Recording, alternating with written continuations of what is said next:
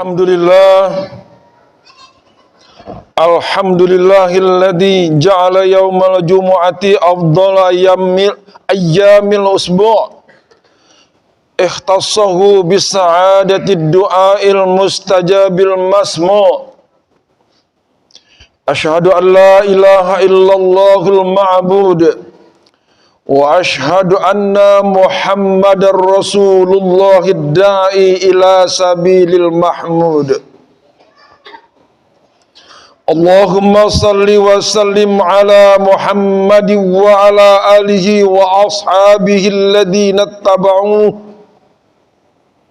Amma ba'du fa ya ibadallah, usikum wa iyaya bitaqwallahi faqad fazal muttaqun.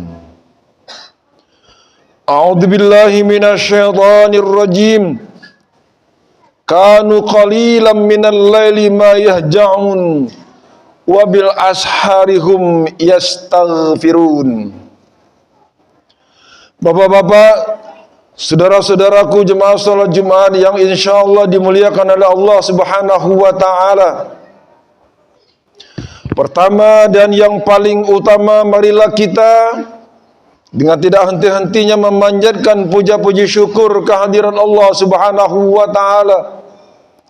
Berkat rahmat dan nikmatnya jualah sehingga kita pada siang hari ini alhamdulillah sudah berada di masjid di rumah Allah yang penuh barakah, dalam rangka untuk menunaikan salah satu dari kewajiban kita sepanjang hari ini, salat Jumat berjemaah. Salawat teriring salam marilah kita sampaikan kepada junjungan kita, uswah kita, Nabi besar Muhammad sallallahu alaihi wasallam, kepada para sahabat dan pengikut-pengikutnya hingga akhir zaman. Bapak-bapak, saudara-saudaraku jemaah salat Jumat yang dimuliakan Allah, saya sebagai khatib tentunya tidak lupa mengingatkan kepada kita semua agar kita senantiasa meningkatkan kadar iman dan takwa kita kepada Allah. Karena dengan iman dan takwa inilah yang akan menjauhkan kita dari amarah Allah, dari siksa Allah, dan insya Allah akan mendatangkan rahmat dan maghfirah darinya. Bapak-bapak, saudara-saudaraku jemaah salat Jumat yang dimuliakan Allah, dalam suasana negara kita yang masih belum kondusif, korupsi terjadi hampir di semua jajaran pemerintahan. Rindu rasanya untuk mengenang kembali sosok seorang pemimpin yang jujur, yang adil, yang bijak, dan alim. Itulah dia, Umar bin Abdul Aziz. Hadirin jemaah salat Jumat yang dimuliakan Allah, Umar bin Abdul Aziz adalah seorang khalifah yang hidup pada abad kedua Hijriah. Dia seorang yang jujur, adil, bijaksana dalam menjalankan roda pemerintahan. Dia juga sangat teliti dan berhati-hati dalam menertibkan administrasi negara, termasuk soal pembukuan keuangan. Dia juga sangat hati-hati menggunakan keuangan negara sesuai dengan kebutuhan. Dia juga bersungguh-sungguh dan penuh dedikasi.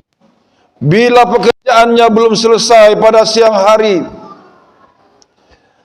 dia selesaikan di malam hari.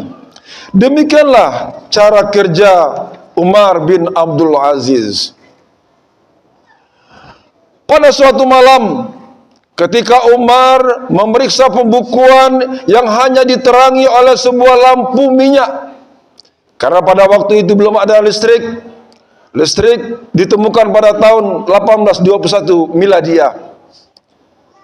Cukup sekedar menerangi meja kerja beliau. Tiba-tiba ada yang mengetuk pintu. "Siapa?" tanya Umar bin Abdul Aziz. "Saya, ayah," jawab putranya. "Mau apa kau kesini, anakku?" Apakah untuk membicarakan masalah keluarga kita atau yang berkaitan dengan kedinasan ayah? Tanya Umar bin Abdul Aziz dari dalam kamar kerjanya. Tentang urusan keluarga kita, ayah. Saya disuruh ibu. Jawab putranya. Baiklah, kata Umar. Umar tidak langsung membukakan pintu untuk menyuruh anaknya masuk. Tetapi terlebih dahulu ia meniup atau mematikan lampu yang menerangi ruangannya, sehingga menjadi gelap keadaannya. Barulah setelah itu dia mempersilakan anaknya masuk. Masuklah kau anakku, katanya. Loh, mengapa lampunya dimatikan? Tanya putranya keheranan. Umar menjawab, tadi telah kutanya. Dan kau menjawab bahwa kau datang ke sini untuk urusan keluarga. Dan telah kau ketahui bahwa ayahmu ini adalah seorang khalifah, seorang presiden, kepala negara yang sedang bekerja di kantor pemerintah dengan menggunakan lampu inventaris negara. Karena itulah kumatikan anakku. Sebab itu aku tidak mau menanggung dosa di akhirat kelak karena menyalahgunakan fasilitas negara. Dengan demikian, hendaklah kamu memahami anakku. Sang anak kagum, bangga sekaligus menaruh hormat yang dalam terhadap sikap ayahnya dalam memelihara amanah Allah. Ia berpikir ayahnya seorang kepala negara yang memerintah suatu negara yang subur, yang makmur, rakyatnya sejahtera, kekayaan negara berlimpah. Tetapi dia hidup tetap sederhana dan tidak berhasrat untuk menggunakan barang milik negara sekecil apapun untuk kepentingan dan keuntungan pribadinya. Apakah ia tidak membutuhkan harta benda dan kekayaan? Begitulah barangkali yang terlintas dalam pikiran anaknya. Bagi Umar bin Abdul Aziz, bukan karena dia tidak membutuhkan harta, tetapi yang ia harapkan adalah berbagai hal hanyalah keridhaan Allah Subhanahu wa taala. Sulit memang mencari sosok pemimpin seperti Umar bin Abdul Aziz yang tidak mau menggunakan fasilitas negara, walaupun sekecil apapun untuk pribadinya dan keluarganya. Yang ada malah sebaliknya, negara seolah-olah miliknya pribadi. Kesederhanaan yang ditampilkan Khalifah Umar bin Abdul Aziz itu rupanya sebagai cerminan yang diwariskan oleh kakeknya, yaitu Umar ibn al-Khattab. Umar ini pun terkenal kebijaksanaan dan kesederhanaannya. Misalnya suatu ketika para sahabat ingin mengusulkan lewat putrinya Hafsah untuk menaikkan gajinya. Gajinya Umar pada waktu itu lebih kecil dari bawahannya. Misalnya seorang hakim gajinya jauh lebih besar dari Umar, lebih kurang 4 kali lipat. Karena tidak ada yang berani mengusulkan langsung agar Khalifah Umar bin Khattab hidup lebih layak. Mendengar laporan itu, putrinya marah. Umar marah sekali kepada putrinya. Ia berkata, andai aku tahu orang yang berpikiran beracun itu, akan aku datangi dengan satu persatu dan akan aku tampar dengan tanganku, kata Umar. Lalu ia menatap putrinya dan berkata, wahai Hafsah, selama engkau menjadi istri Rasulullah SAW, makanan apa yang biasa beliau santap? Hafsah menunduk matanya berkaca-kaca. Ia teringat kehidupan Rasulullah SAW yang sangat sederhana. Sambil terisak dia menjawab pertanyaan ayahnya. Roti tawar yang keras. Memakannya pun ayah harus dicelupkan ke dalam air minum. Pakaian apa yang paling mewah dikenakan Rasul? Hafsah semakin menunduk dan menunduk. Hanya selembar jubah berwarna kemerahan yang sudah luntur. Itulah yang dibanggakan dalam menerima tamu-tamu kehormatan beliau. Apakah Rasulullah tidur di atas kasur yang empuk? Menjawab Hafsah, tidak. Rasulullah tidur di atas hanya beralaskan selembar selimut. Pada musim panas dilipat menjadi 4 lapis supaya nyaman ditiduri. Jika di musim dingin dilipat menjadi 2 untuk alas dan penutup dirinya. Kemudian Umar bin Khattab berkata, Hafsah, ketahuilah olehmu, aku Abu Bakar Rasulullah adalah 3 musafir yang menuju satu cita-cita. Karena itu harus menempuh jalan yang sama. Musafir yang pertama telah tiba di tujuan sebagai pelopor, yaitu Rasulullah sallallahu alaihi wasallam. Musafir yang kedua telah mengikuti jalannya dengan baik sehingga dia telah berkumpul bersama Rasulullah. Dialah Abu Bakar. Apakah sebagai musafir yang ketiga aku tidak meniti jalan yang sama jika ingin berkumpul dengan mereka? Tidak, Hafsah.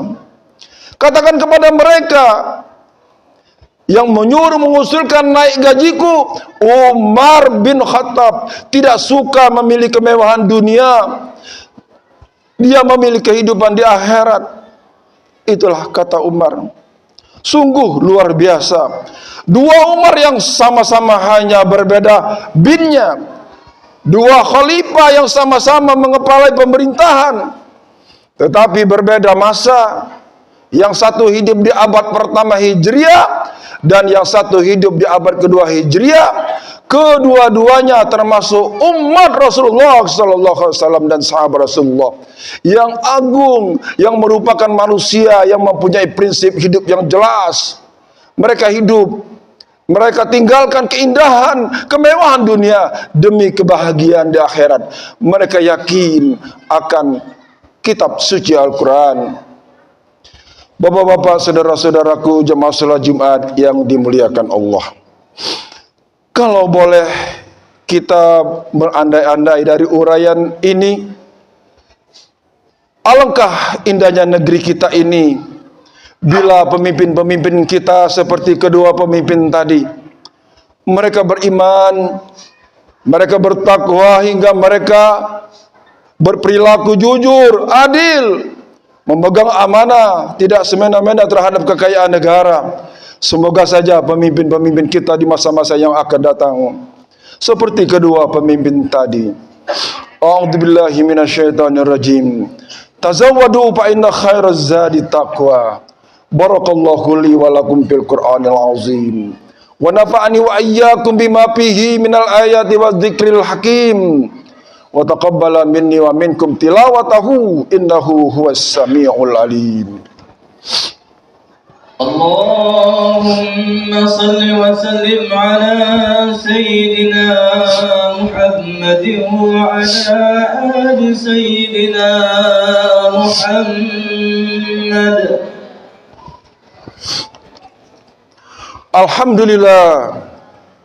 Alhamdulillahi wa kafa wassalatu wassalam ala nabiyil mustafa wa ala alihi wa ashabihi ahli sidqi wal wafa. Asyhadu la ilaha illallah lahul asmaul husna wa asyhadu anna Muhammadan abduhu wa rasuluhu sayyidul mustafa.